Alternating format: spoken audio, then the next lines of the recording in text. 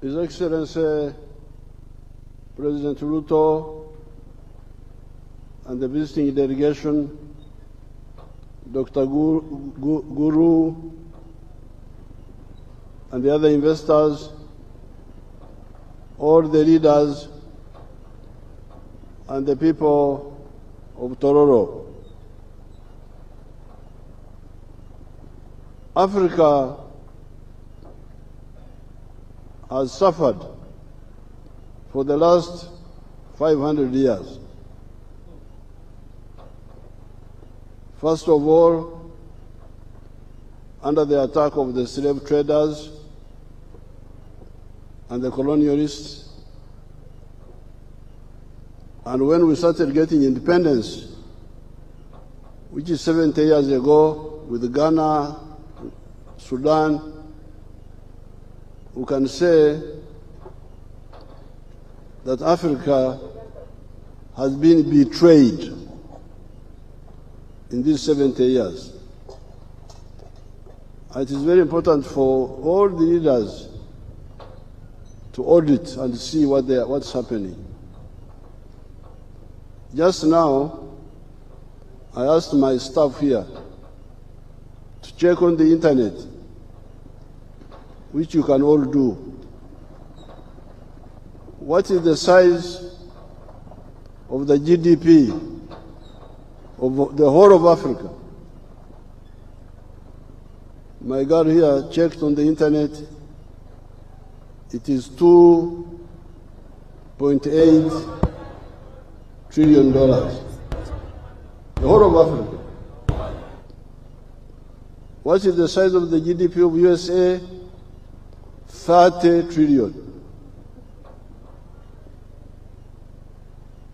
United States is a quarter of the land area of Africa, and their population is 1/5.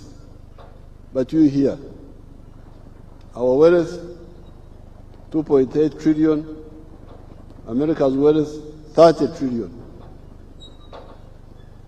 That's more than 10 times bigger. Now, this is what we saw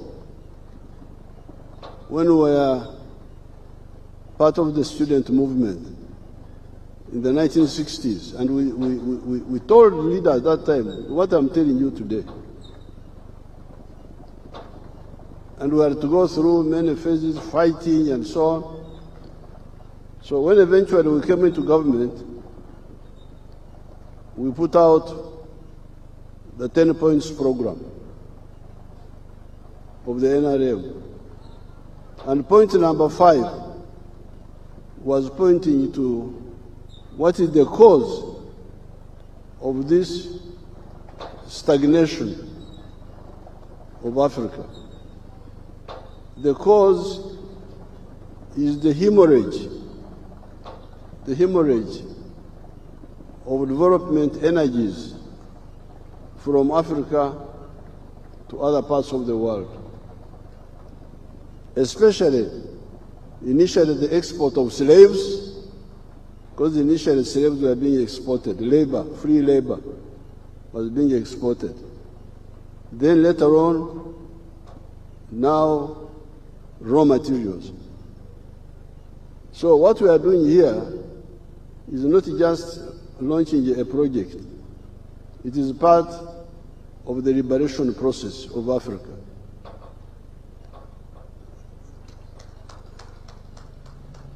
It is part of ending the betrayal, usaliti of Africa. This iron ore, the hematite, which is very pure, some years ago, not in Kabale, but another place called Kanungu, there is also the same hematite there. A group came from India,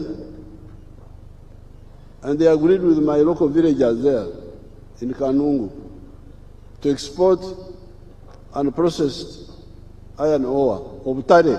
I was telling Uhuru they don't have enough words in English. So I was giving him our words here. Obutare. Obutare is the word for iron ore. So those fellows had agreed with an Indian company to sell obutare to India. And then when I called them, how much are you going to get? $47 a ton. And how much would this Indian get? That time it was like $900 a ton. And then all the jobs would go. You would lose money, you would lose jobs. So what we are doing here is extending what I have done in the whole sector of minerals. I have banned the export of unprocessed minerals, all of them. Let them stay in the ground. If the present generation are asleep, kama watu wale wamelala, labda huko mbele wengine watakuja ambao wako na macho ya kuona. So I want to congratulate Dr. Guru for helping us to fulfill our vision of adding value to this butare. Mpigie makofi.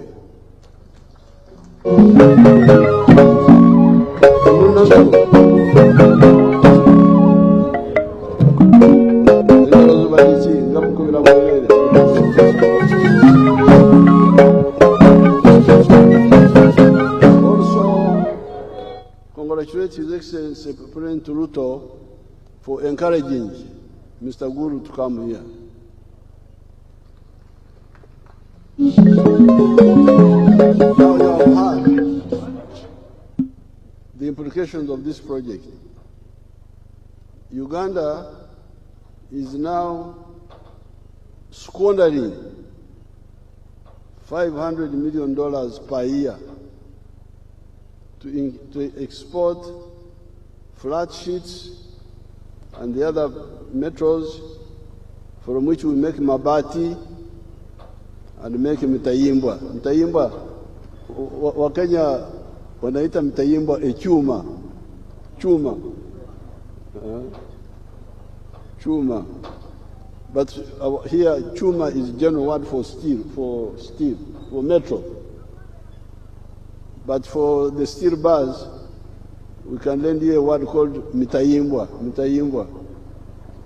That's what we mean by steel bars. I have already told Mr. Guru. So these raw materials for those intermediate products for mabati and from mutahimbwa are taking much of the money. The other specialized steel, like the one of the railway and the dams, that one we may not go for because we need to be sure about the demand. But for the mabati and for the mutahimbwa, we must support Mr. Guru to produce them here, so that, because that's the biggest money that is going, the 500 million. And I hear that East Africa spends 5 billion on steel products, steel imports. You have heard that Kenya spends $800 million. That's what the president told you. So this is really squandering of Africa's resources. That's why you see the GDP is stunted, 2.8 trillion. That's more or less like the GDP of one smaller country like UK. If you see the GDP of UK is maybe about that. But here we are, 1.5 billion people, with presidents, prime ministers, ministers, all sorts of excellencies, but with 2.8 trillion for the whole continent, when the USA has got a GDP of 30 trillion. This is really shameful. So I'm very glad that we are here. You are all part of the liberation process. I want to thank you, Mr. Guru. Thank you very much. And I want to thank you, who makes you do things. And I want to thank His Excellency na Wakenya wote kwa kutuunga mkono kwa hatua hii. Now, I'm glad Mr. Guru is going to start another facility in Kaware now for upgrading the iron ore, which is low grade, to the high grade, which will create jobs for 1,600 people.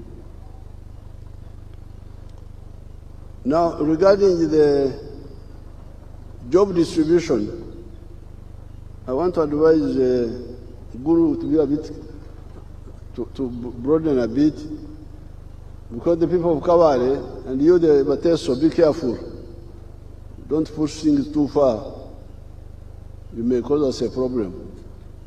Because the Bachiga are saying we must follow our iron ore and get the jobs over there. Because the factory is supposed to be in the area, but we put it here, far away from the raw material because of other economic factors. So when it comes to job distribution, please remember the Kaware people. You should sit down, we should sit and talk carefully. Don't run around too much with the Bateso. Be careful. You can cause us a problem.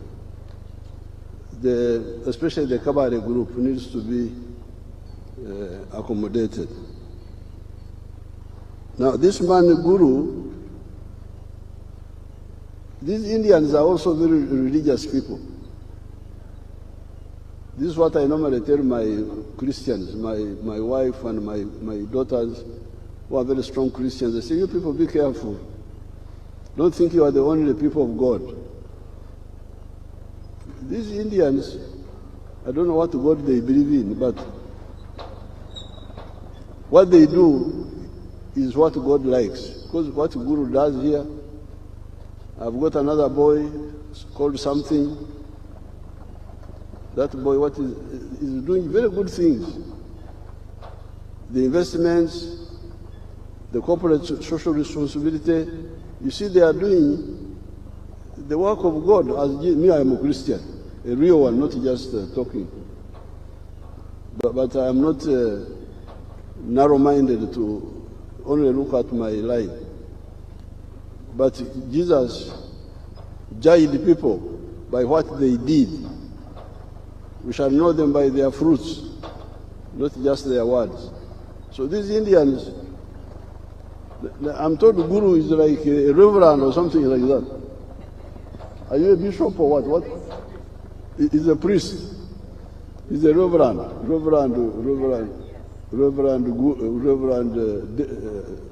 Narendra.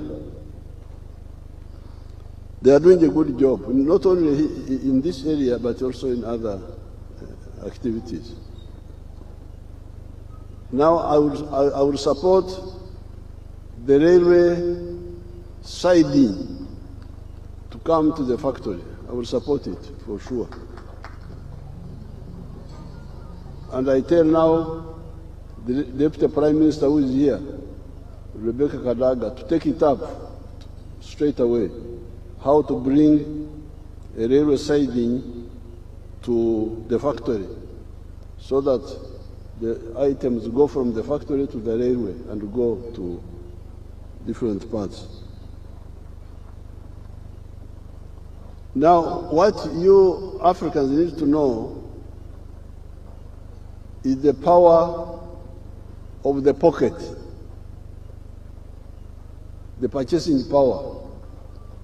You can imagine the money we are giving to foreigners. $500 million a year from Uganda to foreigners. This is a lot of support for them. Kenya, you have had $800 million. This is a lot of support. So if that money remains in our pocket, instead of giving it to others, we shall be much better off. So nobody should tell you that we don't have power. We have power, but we don't use it. The power of the pocket, purchasing power, is power. We have been buying Japanese vehicles ever since 1962, when we got independence. I started seeing Japanese vehicles here. Previously, we were using British vehicles. But with independence, we started getting Japanese vehicles. And by the time we came from fighting Amin, Japanese vehicles had taken over from the British and the German. So I talked to the Japanese, can you come and assemble your vehicles in Uganda? They were not interested. But now, we are making our own vehicles. Do you have them on the screen? You can show them. If you have them. The Chira motors. You don't have it. But we are making our own vehicles, electric vehicles, buses, other types, from beginning to end. So the Japanese now came and say, I want to assemble. I said, no, sorry, too late. I can't allow you. You lost your chance. Because assembling means you bring the same vehicle, knock down, and you just put it together here. The only saving is like 15%. But this shows you the power of the pocket. How much has Africa been spending on Japanese vehicles since 1962, when I started seeing these vehicles coming? It is very important that Africans really wake up and know their interests. I want to salute His Excellency Ruto. He's a real Pan-Africanist.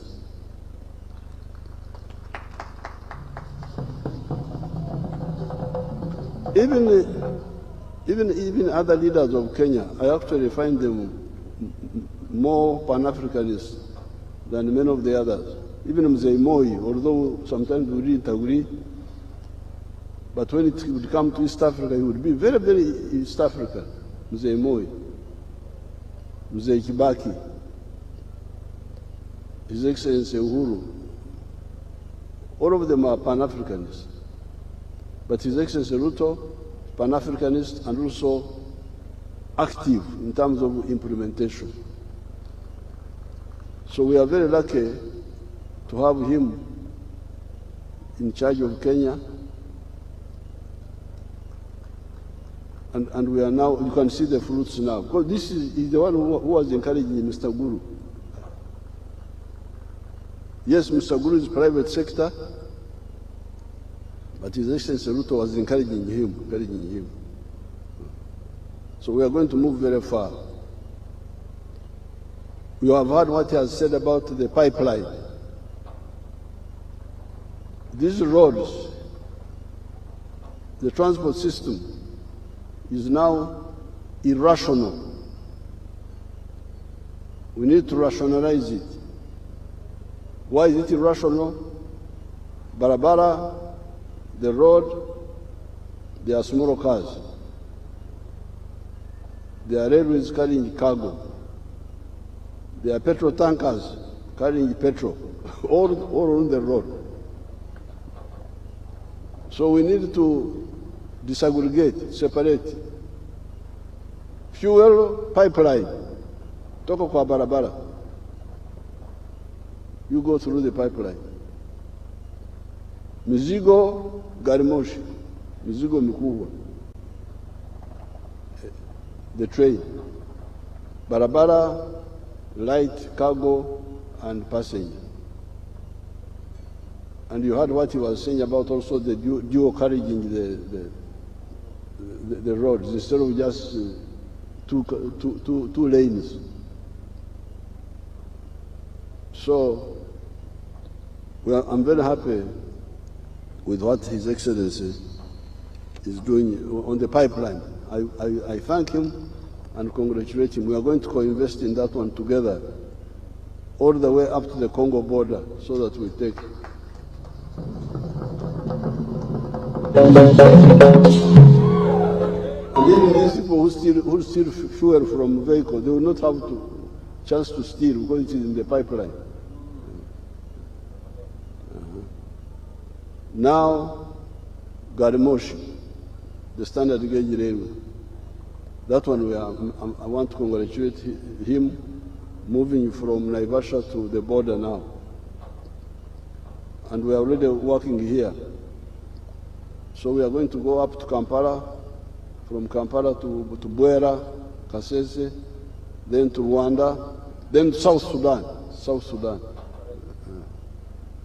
So the future, what is happening here shows you that the future is very bright.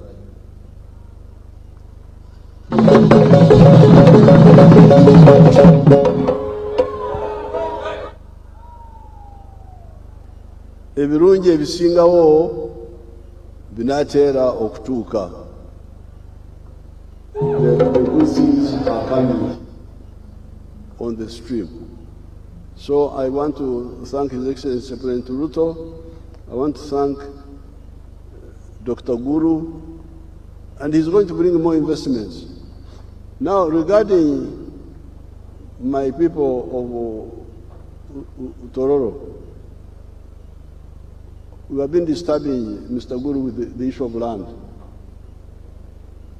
This land is government land. You know, it was IATRO, East African Trypanosomiasis Research. Then, when we created the cultural institutions, some people say that the cultural institution came in, although we need to sort that one out. Because normally what I return to the cultural institutions were administrative centers, but not government research centers and so on. That one. So, but whatever it is, that's our internal matter.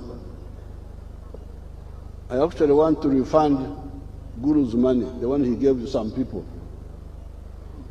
Some of my people here got money from Mr. Guru, and then now they are fighting over it.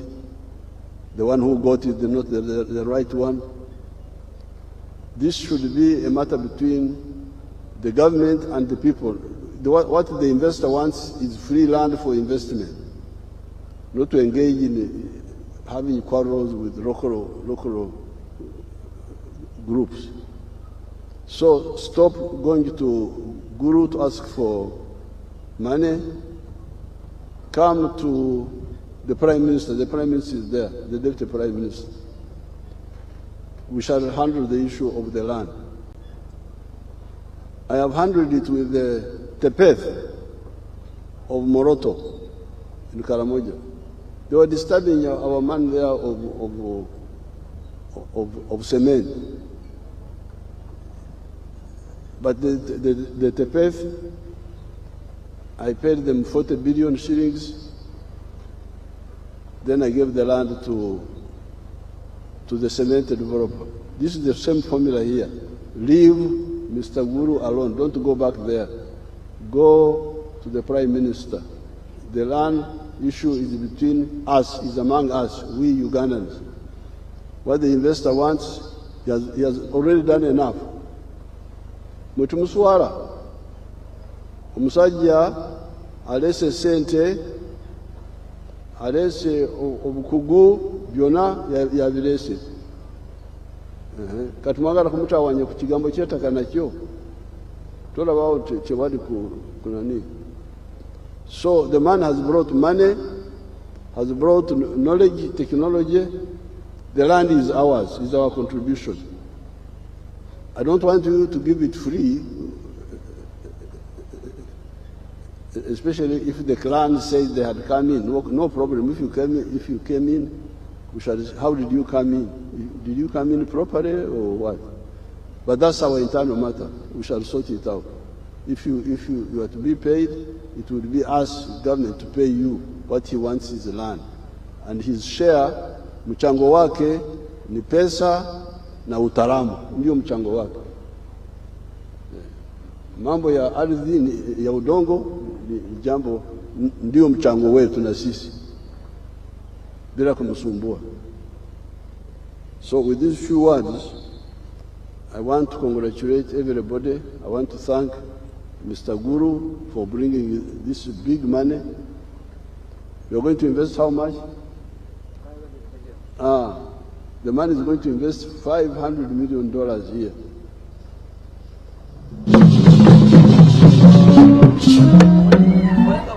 Kati oyuge mutawanya banange, oyuge mutawanya, mutegera Oluganda mulumanyi, tetuyita okuswala. Omuntu akoze ekinene ng'ekyo ate ne mutawanya, munoonya busente. Mugerera gavumenti, muve ku bagenyi abazze wano. And he has already helped us with the cement. He has got a very good track record. What he says, he does. I'm very happy with him. And I want him to bring more gurus. Are there more reverends there? Indian reverends. He's going to bring more reverends, Indian reverends. And I want to thank His Excellency Ruto for encouraging him and for being together with us. We are fully aligned with His Excellency Ruto on the issue of the Pan-African vision. With these few words, they are not so few, I thank everybody and I wish you good luck. Katonda ababeere.